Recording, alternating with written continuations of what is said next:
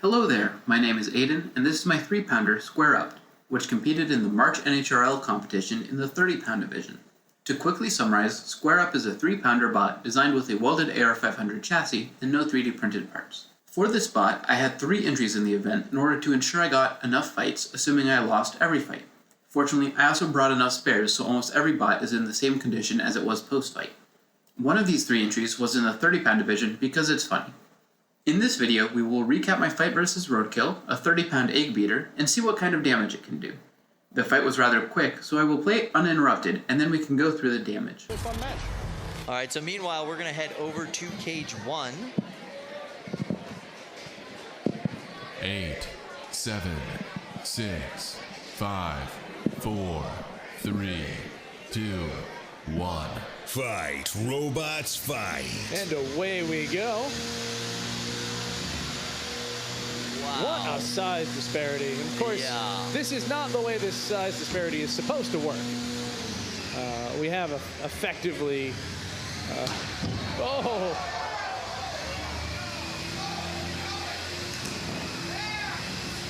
Goodness gracious. You have effectively a mini-bot here going up against its full-size brethren. But you love to see little David do what he can against Goliath. You hate to see him shoot apart like that. Goodness. Whoa. That's a belt hanging out there. The wheels are somewhere. I don't know where. No one does, Kyle. Those wheels are but a legend.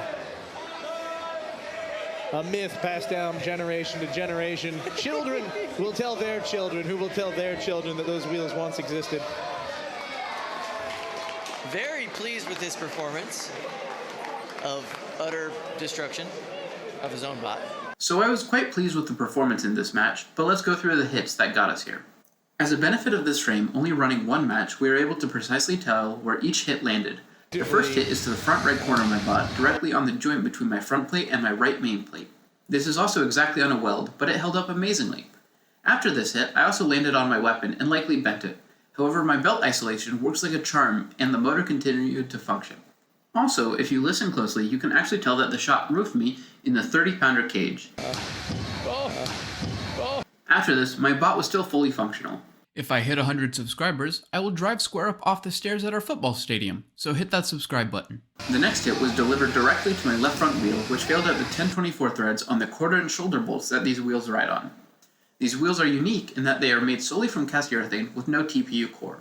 The exact process will be covered in a separate video, but it's not something I would recommend for a competitive bot. Based on the position of bushings and the damage done to one of the bushings, a direct face hit was taken. However, the wheels only have a small dent from the impact.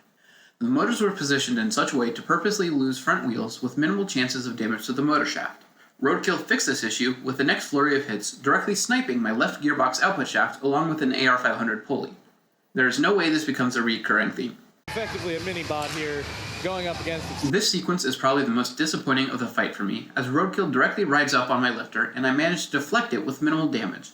Based on this exchange, I believe that with the right attachments and some redesigns, there is a chance for me to win this fight. The next hit is the killing blow, as well as a quick payoff to the foreshadowing. My right side gearbox output shaft is completely shattered, and with it my mobility leaves. Even as my bot sits there motionless, you can still see sparks coming from inside the dart box, showing that my full electrical system was functional. Roadkill continues hitting me after this point because I explicitly asked him to before the fight.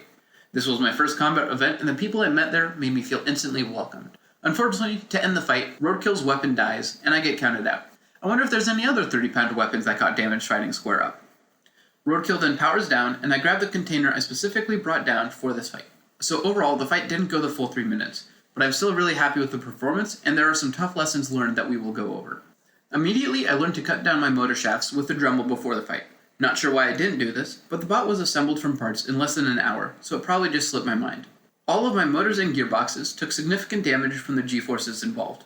For the Mega Sparks, both front plates are now loose, despite Loctite, and for future robots, I will clock the motors 45 degrees from their current orientation in order to have access to all screws without disassembly.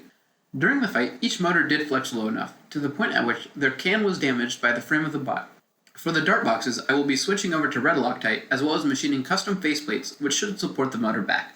There's one lesson that I should have learned that I did not, and it's to do with my power switch. After reviewing the footage, you can actually see my power switch outside my bot for the majority of the fight, and I'm not quite sure how I missed this. By the end of the fight, the case of the power switch had disappeared, however, it was still fully functional, if a bit sparky. At the time, I believe the failure was due to G-forces, but these nicks on the copper indicate that it actually survived a direct hit from Roadkill. I then salvaged the weapon ESC and began preparing for my next fight. Thanks for sticking with me through this video, and subscribe to not miss the 5 more tournament fight recaps as well as the bonus fight recap. I will also be coming out with design videos for each of the more interesting parts of the robot.